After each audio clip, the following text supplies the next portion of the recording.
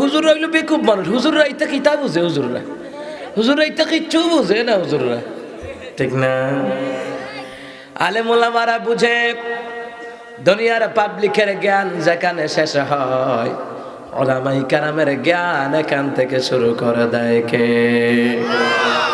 হুজুরের বেকুব বলে লাভ নাই। হুজুর হচ্ছে সবচেয়ে জ্ঞানী, যারা নামাজি এরা হচ্ছে সবচেয়ে জ্ঞানী। কথা কোন ঠিক কিনা? কারণ হলো দোকানের মধ্যে, এক হোটেলের মধ্যে হুজুর বৈশা বৈশা খাবার খাইতে আছে। কি খায়? খাবার খায়। আর একজন সাপসুর বুঝুন তো, ডাইন হাতে বিড়ি খায়, বাম হাতে চা খায়, একটু সাপসুর কয় আর কি। সাপ মানুষ দেখতেছে হুজুরে এমন ভাবে খানা খাইতে আছে, প্লেট পর্যন্ত চারটা চারটা খাইতে আছে। যে এলাকার যে সাপসুর শহরের থাকে, হুজুর মনে জীবনে খাইছে না, চাও না, এমন খানা খাইতেছে, প্লেট সাইডটা খাইতেছে। আসান এমন রহমতের নবী সাল্লাল্লাহু আলাইহি ওয়াসাল্লাম বললেন, খাবার যখন খাবা, খাবারের শেষে যা থাকে প্লেটের ভিতরে সবগুলো চেটে চেটে খাবা। কারণ হলো চেটে চেটে যেই খাবারগুলি তোমার পেটের ভিতরে যায়, তোমার হজম শক্তির জন্য কাজ করে। সুবহানাল্লাহ বলেন। বিশ্ব চিকিৎসক ছিলেন, বিশ্ব ডাক্তার ছিলেন মুহাম্মদ সাল্লাল্লাহু আলাইহি ওয়াসাল্লাম। এই পৃথিবীর জমিনে আমার রাসূলের চেয়ে জ্ঞানী কেউ ছিল না। আল্লাহর পরে আল্লাহ পাক যাকে সবচেয়ে বেশি জ্ঞান দিয়েছেন তিনি হচ্ছেন রাহমাতুল লিল আলামিন। এই জন্য আল্লাহ রাসূল বললেন, নেশা জাতীয় যখন তোমাদের কোনো কিছুর ব্যাপারে যখন নেশা হয়, মানসিক টেনশনে থাকো, আমার দেশে যখন নেশা ধরে, বিড়ির নেশা আছে, গাঁজার নেশা আছে, ইয়াবা খাওয়ার নেশা আছে, আছে না? বাথরুমে গিয়ে পর্যন্ত একদল বিড়ি খায়, বাথরুম পর্যন্ত, টয়লেট, শৌচাগার, ওখানে গিয়েও খায়। এমন রাক্ষস জীবনে খাইছে না। আল্লাহ নবী বললেন, তোমাদের নেশা অসুস্থ মানসিকতা দূর করতে হলে আল্লাহ নবী বললেন বেশি বেশি করে পানি পান করবা। সুবহানাল্লাহ। যারা মদ খায়, ইয়াবা খায়, নেশা জাতীয় পণ্য দ্রব্য খায়, তাদের বাল্ব, লিভার, কিডনি এগুলো ড্যামেজ হয়ে যায়। পিতের মধ্যে, কিডনির ভিতরে পাথর হয়ে যায়, প্রস্রাবের নালীতে পাথর হয়ে যায়। এটা আল্লাহ পাকের একটা গজব। কথা কোন ঠিক কিনা? আল্লাহর নবী কেমন ডাক্তার ছিলেন? রহমতের নবী বললেন বেশি বেশি করে পানি পান করবা। যখন তুমি পানি পান করবা, তোমার কিডনি গুলি সুস্থ করবেন কে? তোমার লিভার কে সুস্থ করে দিবেন কে? সুবহানাল্লাহ বলবেন না? আর আমার দেশে নেশা করে মদ খাইয়া এটা মাতাল হয়, মাতাল। আমার মনে পড়ে 2002 সাল বর্ডার এলাকায়, ওখানে আমি তারাবি পড়াইতাম, বর্ডার এলাকায় মদ খাইয়া এমন নেশা হইছে, তো মদ খাইয়া তো এখানে পাশ দিয়ে আমার উস্তাদ যাইতে আছে, আমার একজন উস্তাদ ছিলেন মাওলানা রফিকুল ইসলাম সাহেব, তো আমার উস্তাদে যাইতে আছে, তো হুজুরে যাইতে আছে, হাঁটতে আছে আর কি। দেখো স্যার, কিরে পাহাড়টা ভাঙ্গা লাভ, কেমন মাথা লওয়া হইছে, পাহাড় ভাঙ্গা লাইব। মাতাল মদ খেয়ে, গাঁজা খেয়ে, ইয়াবা খেয়ে মাতলামি করে, এই হারাম নেশার মধ্যে ডুবে ডুবে চরিত্র পর্যন্ত অনেক ছেলে এবং মেয়ে ধ্বংস হয়ে গেছে। শহরের আমাদের ভার্সিটির মেয়েরাও বিড়ি খায়, বিড়ি। এই যে কেমন শেখা খাইছে, শেখা তো খাইবই, বুঝেন না? ভার্সিটিতে পড়ে 8-10 জন বয়ফ্রেন্ডের সাথে শেখা খায়। এই নেশা জাতীয় পণ্য দ্রব্য খাওয়া যাবে? হুজুর তো এবার প্লেট 6টা খাইয়া, প্লেটও হাড্ডি থাকে না, দেশি মুরগির হাড্ডি, যে একটা ভাল লাগে, হাড্ডি খায়। আপনারা বলেন তো কোন প্রাণীর দাঁত অল্প বয়সে পড়ে না? বিড়াল আর কুকুর। কথা কোন ঠিক কিনা? আপনার দাঁত পইরা সব চুরমার হয়ে গেছে, কুকুরের দাঁত পড়তে দেখছেন? বিড়ালের দাঁত পড়তে দেখছেন?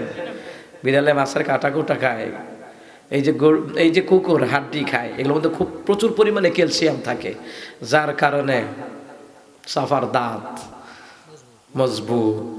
কথা কোন ঠিক কিনা? হুজুর তো সুন্নত তরিকায় খাবার খাইলেন, আবার প্লেটের মধ্যে যে হাড্ডি ছিল হাড্ডিও চিবায়।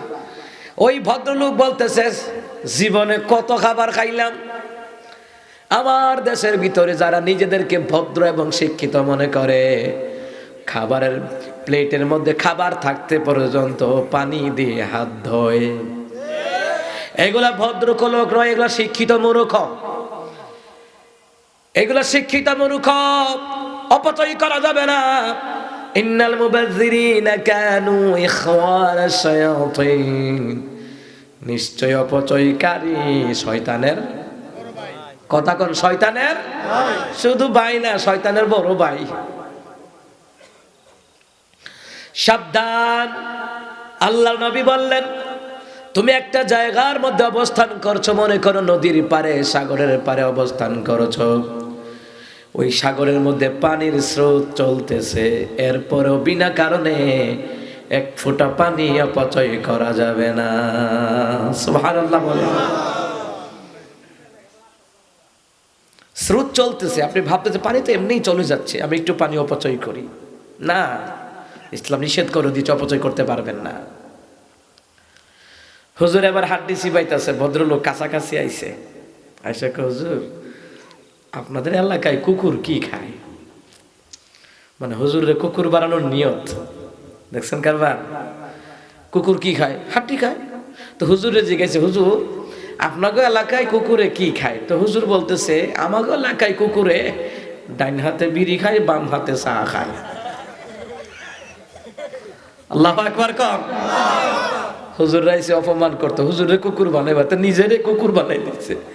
মনে করছে হুজুররা বেফতার, হুজুররা ব্যাকল না, হুজুরদের আকল নাই। আল্লাহু আকবার কম।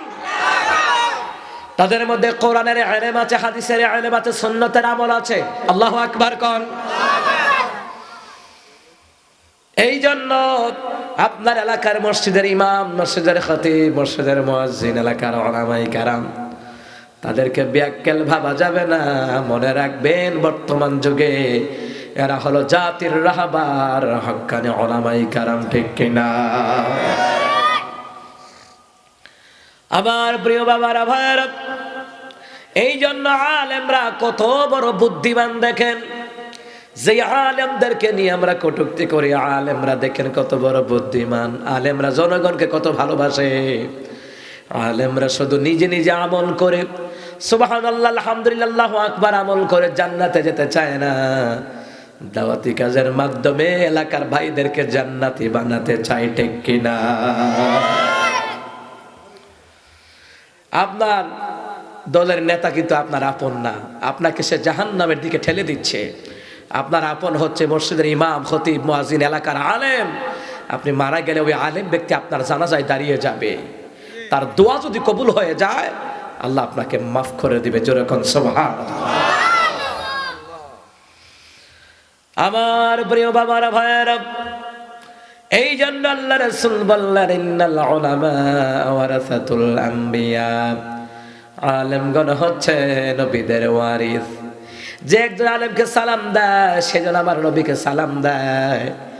যে একজন আলেমকে মহাব্বত করে, সেজন আমার নবীকে মহাব্বত করে। যে একজন আলেমকে খাওয়ায়, সেজন আমার নবীকে খাওয়ায়। সুবহানাল্লাহ। আজকে আমি হাদিসটা দেখলাম তাফসীর আবু বকর জাকারিয়া, ওই তাফসীরি গ্রন্থের ভিতরে দেখলাম বুখারীর হাদিস। একজন সাহাবী বললেন, ইয়া রাসূলুল্লাহ, ইয়া হাবিবাল্লাহ, কিয়ামত কখন সংগঠিত হবে আপনি যদি আমাকে একটু বলতেন। আল্লাহর নবী বললেন, কিয়ামত সংগঠিত হবে কখন? ওই কথাটা তুমি চিন্তা করেছো, এবার কেন এই কথাটা চিন্তা করলা? আল্লাহর নবীকে সাহাবী উত্তর দেয়, গো রাসূল, কেননা কিয়ামতের ময়দানে কেউ কারো উপকারে আসবে না। স্ত্রী সন্তানকে দেখে ভেগে যাবে, সন্তান মাকে দেখে ভেগে যাবে, স্বামী স্ত্রীকে দেখে পলায়ন করবে, স্ত্রী স্বামী থেকে পলায়ন করবে। ওগো রাসূল, কিয়ামতের ময়দানে কেউ কারো উপকারে আসবে না। কিয়ামতের ময়দান যে কি অবস্থা হয় রাসূল আমি কেন জিজ্ঞাসা করলাম, কারণ আমি সাহাবী, আপনি রাসূলের চাইতে অন্য কাউকে আমি বেশি ভালোবাসি না। সুবহানাল্লাহ। এখন আল্লাহর নবী উত্তর দিলেন, বুখারীর হাদিস। আল্লাহর নবী বললেন, ও সাহাবী, দুনিয়ার জমিনে যার সাথে যার ভালোবাসা হয়ে যাবে, কিয়ামতের ময়দানে আমার আল্লাহ তার সাথে হাসর নাসর করাইয়া দেবে। সুবহানাল্লাহ। আপনার ভালোবাসা যদি আলেমদের সাথে হয়ে যায়, ইমানদার মুত্তাকিদের সাথে হয়ে যায়, তাদের সাথে আর যদি আপনার হাসর নাসর হয়ে যায়, জাহান্নামের ভয় পাওয়ার কোনো কারণ নাই। কথা কোন ঠিক কিনা? এই জন্য আলেমদের সাথে মহাব্বত, নামাজি ব্যক্তিদের সাথে মহাব্বত। এই জন্য আল্লাহ তাআলা কি বলছেন দেখেন কোরআনুল কারীমের ভিতরে,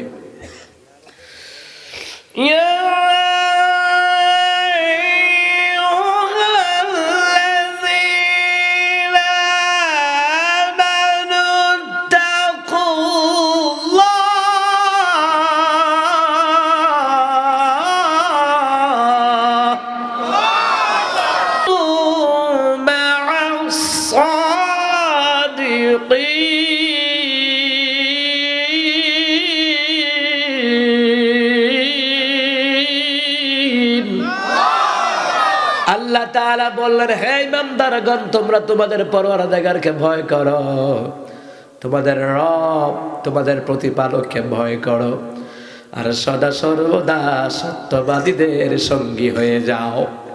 সুবহানাল্লাহ বলতে মন চায় না? সত্যবাদী কারা? উলামায়ে কেরাম যারা কোরআন সুন্নাহ থেকে হক কথা বলে। সত্যবাদী কারা? ইমানদার মুত্তাকি, নামাজির মুসল্লি, দাড়িওয়ালা ব্যক্তি, ইমানদার নামাজি ব্যক্তি, সুদ খায় না, ঘুষ খায় না, শিরিক করে না, বেদাত করে না, যারা মিথ্যা কথাও বলে না, মিথ্যা সাক্ষ্য যারা দেয় না, এরা হলো সত্যবাদী। আল্লাহ বলেন, ইমানদার আমাকে যদি ভয় করে থাকো, তাহলে আল্লাহওয়ালা নবীওয়ালাদের সাথে তোমরা বন্ধুত্ব করো। সুবহানাল্লাহ বলেন।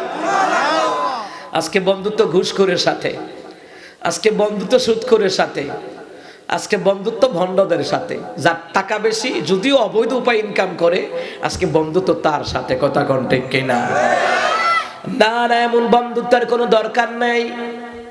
হাজারো বন্ধু যদি কোরআনের বিরুদ্ধে চলে যায়, উলামায়ে কেরামের বিরুদ্ধে চলে যায়, আপনি একা যদি আল্লাহকে ভয় করে থাকেন, ইমানদার হয়ে থাকেন, আপনি একা প্রয়োজনে উলামায়ে কেরামের সাথে থাকা লাগবে। নবীর সাহাবীরা যেইভাবে নবীর সাথে থেকে আন্দোলন করেছে, বর্তমানে জনগণের দায়িত্ব উলামায়ে কেরামদের সাথে থেকে নাস্তিক মুনাফিকদের বিরুদ্ধে আন্দোলন করা। ঠিক কিনা? আমার প্রিয় বাবারা, ভাইয়েরা, এই জন্য ভালো করে কান লাগান। আল্লাহ তাআলা সুন্দর করে জানায়া দিলেন, বান্দা বন্ধুত্ব করবা আল্লাহওয়ালাদের সাথে, নবীওয়ালাদের সাথে। বন্ধুত্ব কিভাবে করবা শুনে নাও। বন্ধুত্ব কিভাবে করবা?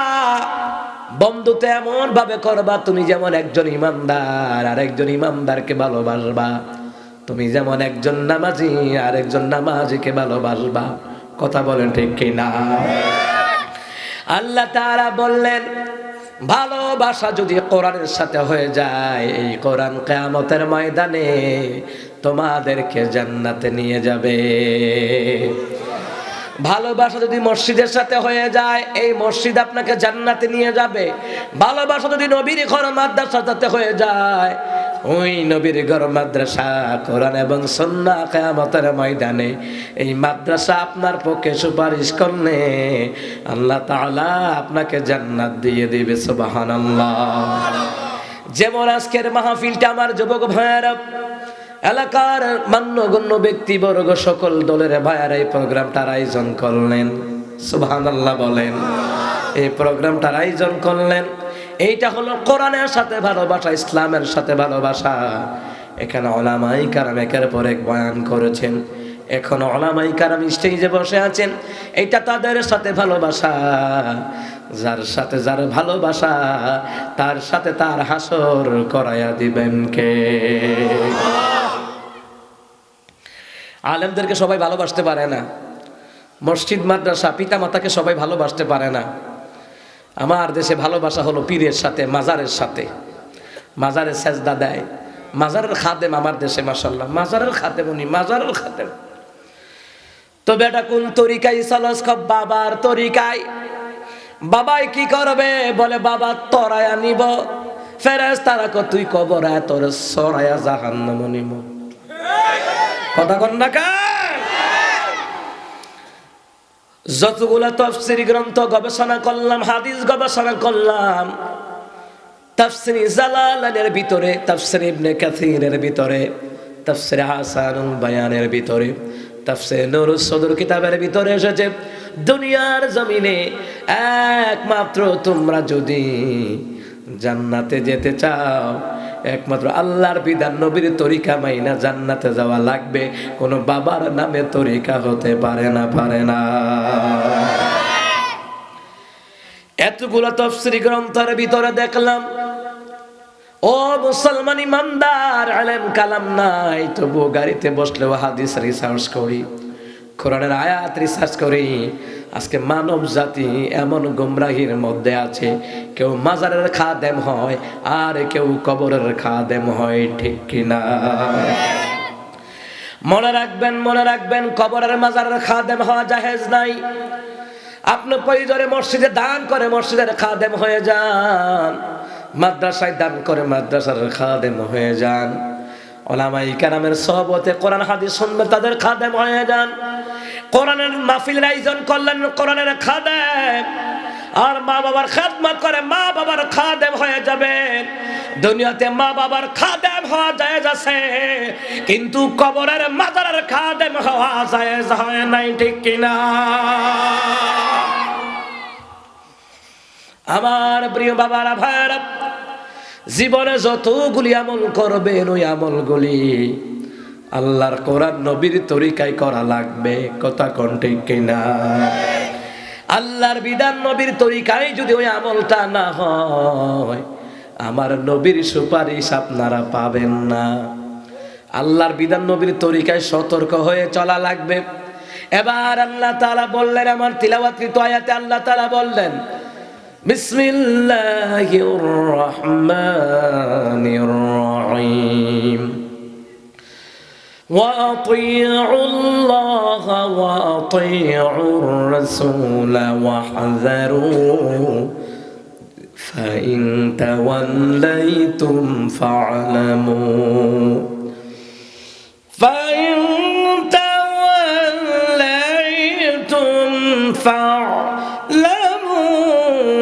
أنما على رسولنا البلاغ المبين।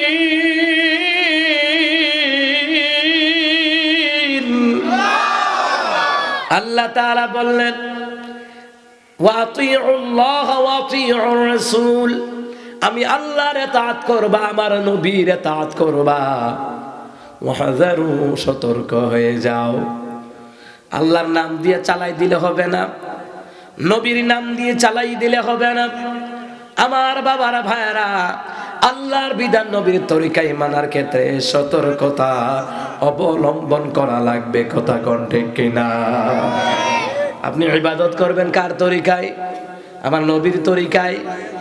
ইবাদত প্র্যাকটিক্যালি দুনিয়ার জমিনে শিখিয়ে দিয়ে গেলেন রহমতের নবী।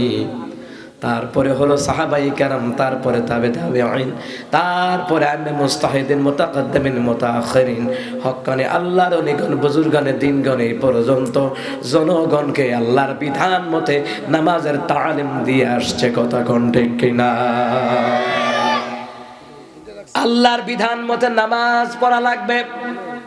ওই নামাজের ভিতরে আমার নবীর তরিকা আছে না নাই?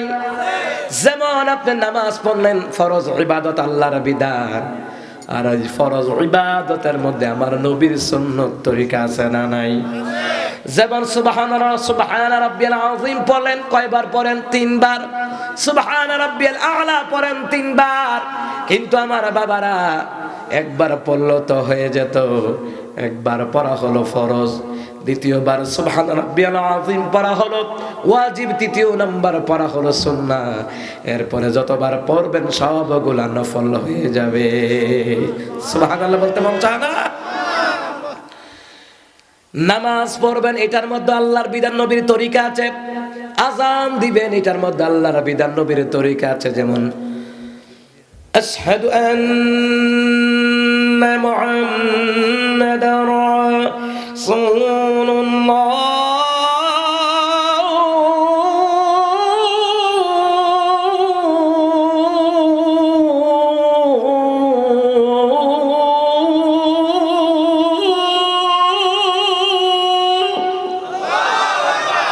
দেখছেন একদিকে আল্লাহ শব্দ তো বললেনই, এরপরে আজানের ভিতরে আমার নবীর নাম আছে না নাই? সুবহানাল্লাহ বলেন।